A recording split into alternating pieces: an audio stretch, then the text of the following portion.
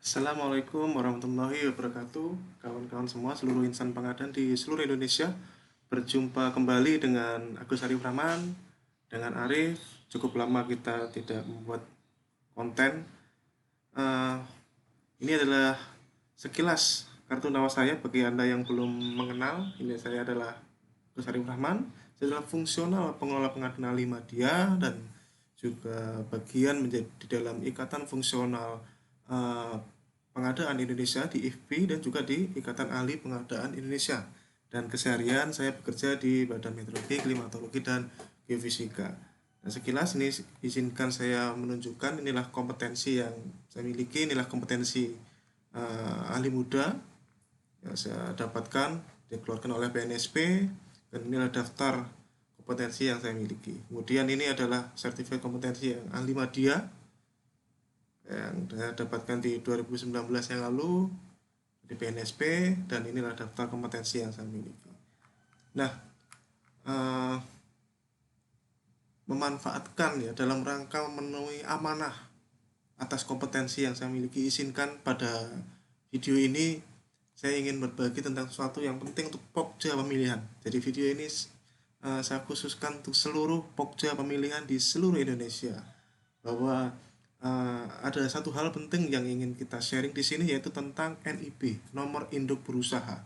Ya, beberapa 2 tahun terakhir ini pemerintah mengeluarkan kebijakan tentang online single submission. Ya, Anda bisa lihatnya di portal oss.go.id di sini.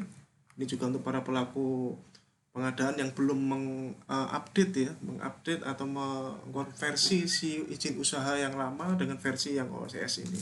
Dan semuanya ada di sini, Anda bisa pelajari di sini, dan dasar hukumnya adalah PP nomor 24 tahun 2012 dan Perpres 91 tahun 2017. Nah, ada satu hal penting yang Anda para pokja pemilihan harus uh, kita klarifikasi di sini, bahwa NIB bukan SIUP, NIB bukan izin usaha, ya, NIB bukan izin usaha. Jadi ada dikenal namanya nomor induk berusaha. Ya, kemudian yang kedua adalah kita perlu klarifikasi bahwa saat ini sebenarnya Anda tidak perlu meminta ya dokumen terkait domisili seperti surat izin tempat usaha, surat keterangan domisili, tidak perlu. Ya, tidak perlu. Nanti kita bahas ya. NIB hanya menggantikan TDP saja. Ya, NIB hanya menggantikan TDP, Bapak Ibu semuanya. Dan NIB tidak menggantikan SIUP. Ya, jadi daftar KPLI pada NIB dapat dicetak oleh SIUP dan dicetak menjadi SIUP ya, versi OSS. Ya. Jadi artinya sepanjang belum dicetak menjadi dokumen SIUP, surat izin usaha perdagangan misalnya ya, sesuai KPLI pada NIB, maka itu belum menjadi dokumen SIUP, apalagi kalau penyedianya menyampaikan dokumen permintaannya, persyaratannya adalah izin usaha, yang disampaikan adalah NIB, itu tidak benar. Ya, itu tidak benar. Jadi yang disampaikan kalau izin usaha, yang disampaikan adalah izin usaha, karena izin usaha bukanlah NIB. Apa itu NIB? Saya ada contohnya di sini ya. Saya contohkan seperti ini. Ada contoh NIB. Ya, saya sudah sembunyikan ya, saya sudah sembunyikan identitas pelaku usahanya. Seperti inilah contoh NIB. Nah, ini adalah NIB. Anda lihat di sini, NIB adalah identitas pelaku usaha. Identitas seperti kayak nicknya para pelaku usaha, seperti kayak nicknya para pelaku usaha, identitas. Seperti KTP-nya para pelaku usaha, seperti itu. Ya, dalam rangka pelaksanaan pengadaan. Nah, NIB adalah bukti pendaftaran penanaman modal atau perusahaan yang sekaligus merupakan pengesahan tanda daftar perusahaan.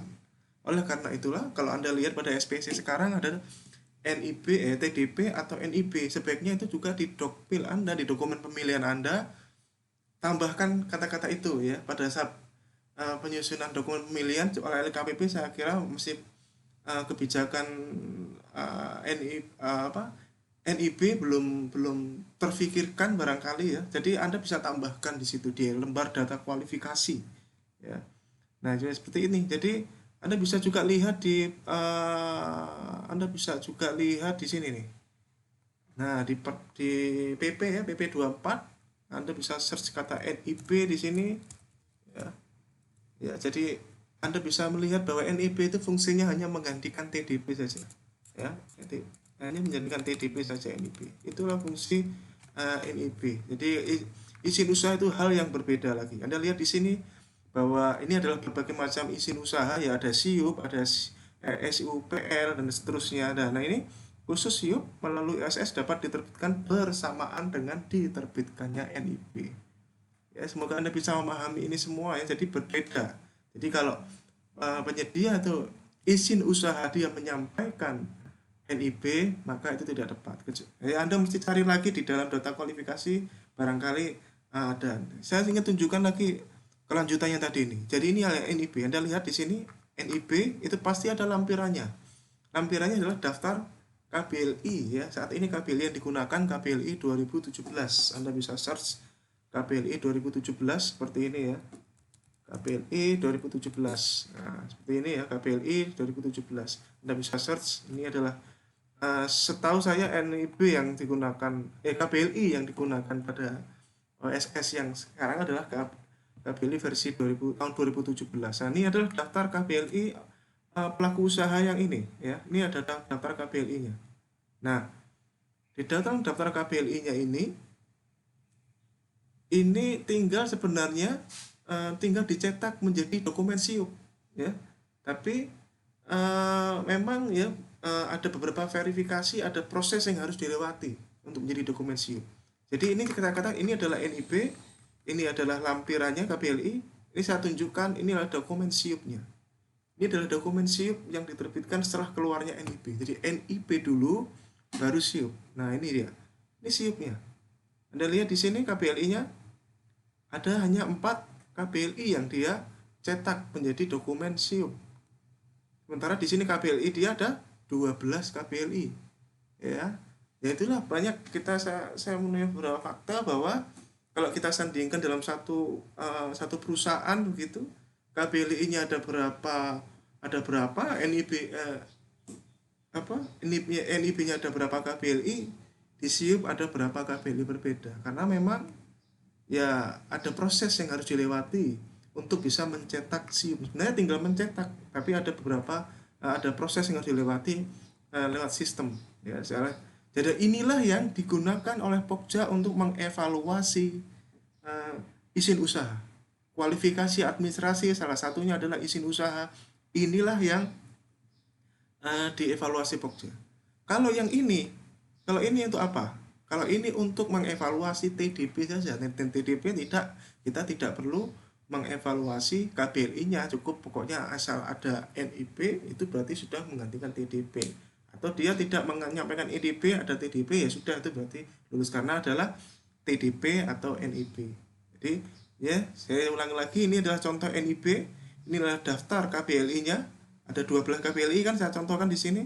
Ternyata si izin usaha dia hanya pada saat melakukan tender hanya tercetak 4 KBLI. Jadi Anda harus lihat di sininya ya, Anda harus lihat di sininya ya. Bukan melihat di KBLI yang di sini ya, bukan melihat KBLI yang di sini, tapi Anda lihat KBLI yang di sini sesuai atau tidak dengan izin usaha yang dipersyaratkan pada suatu tender ya, seperti itu. Itu yang pertama tentang NIB ya, verifikasi.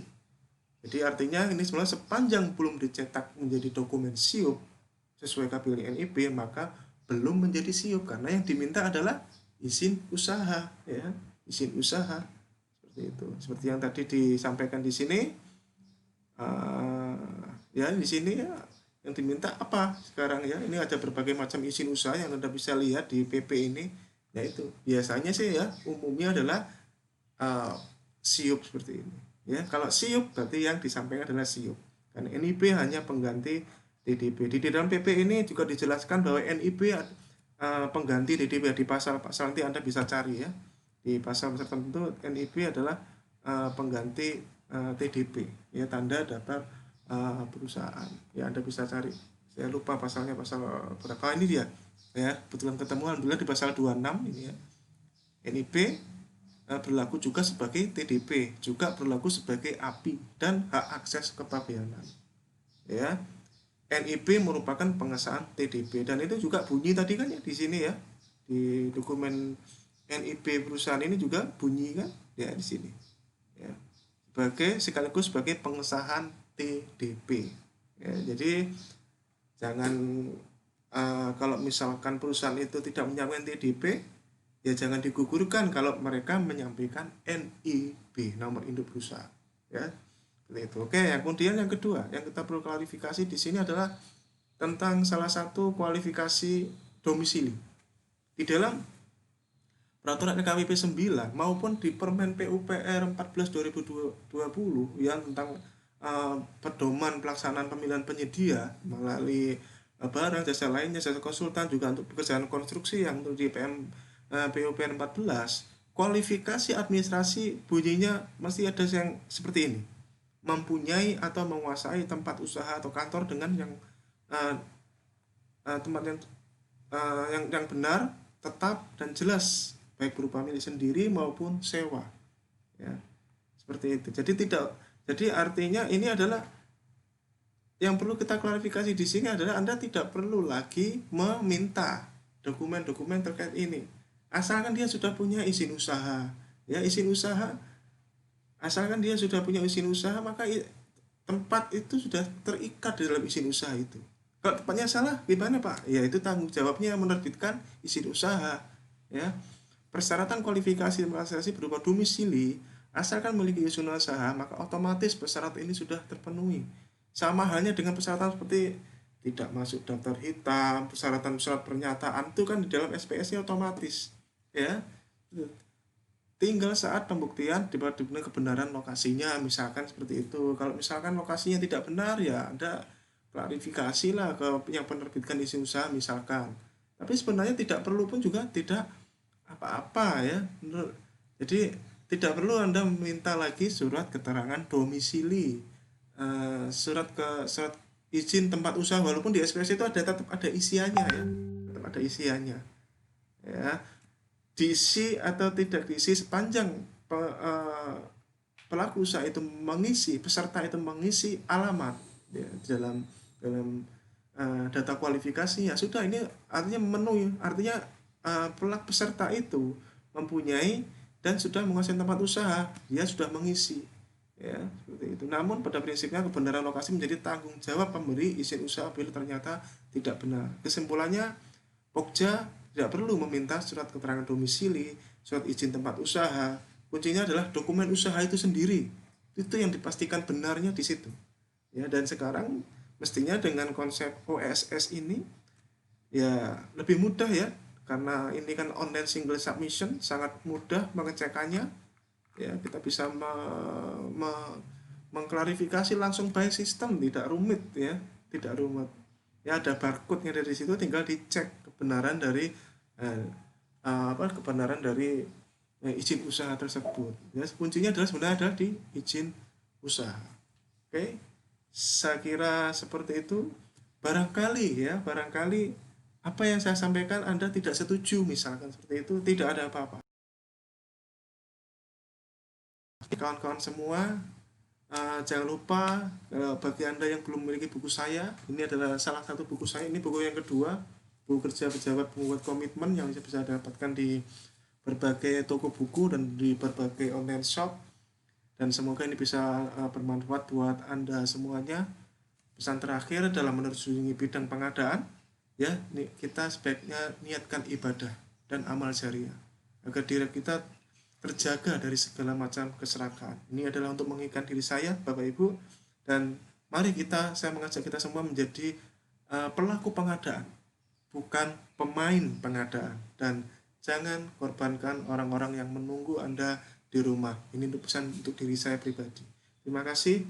Sukses buat kita semua. Salam pengadaan. Assalamualaikum warahmatullahi wabarakatuh.